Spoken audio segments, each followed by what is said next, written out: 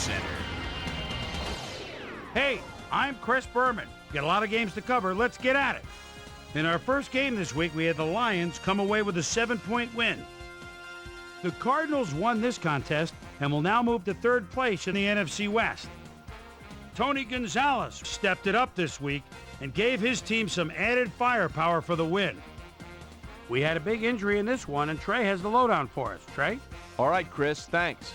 Before we get to the big news of the week, let's do a quick shakedown on the rest of the NFL's injuries. Plaxico Burress won't see action for a while, and that'll be a big offensive loss for his team. The team doctors have reported a pulled hamstring, and he'll be out for 6 weeks. Now the big story of the day.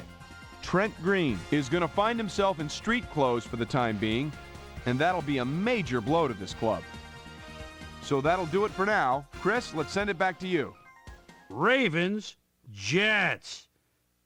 Santana Moss came up with a big play as he was able to pull this one in. The Ravens go on to win this by the final score of 41-21.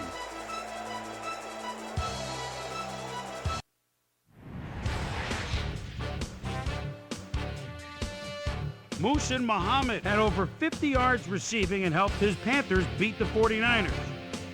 In a long-standing AFC rivalry, we had the Browns win their 5th game of the season. At the home of the Indy 500, we had the Colts get sent away with a 7-point loss. Bills, Patriots. Corey Gillen is taking a look at the defense behind the quarterback at his own 14-yard line. Whoop!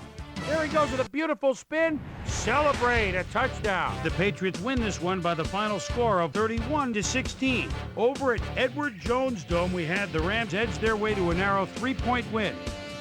The Redskins accumulated over 150 return yards in their win at Raleigh, Maryland. The Vikings lost on the road but will get to head home and meet the Lions.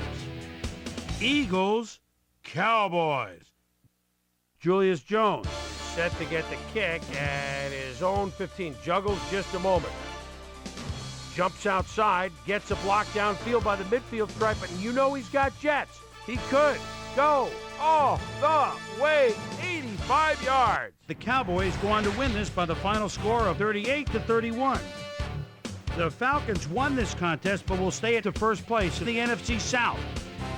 And last but not least, we had the Bears come away victorious. So that'll just about do it. But before we go, I'm going to toss out a few game balls to my prime-time players. Each and every one of these men had a week to remember.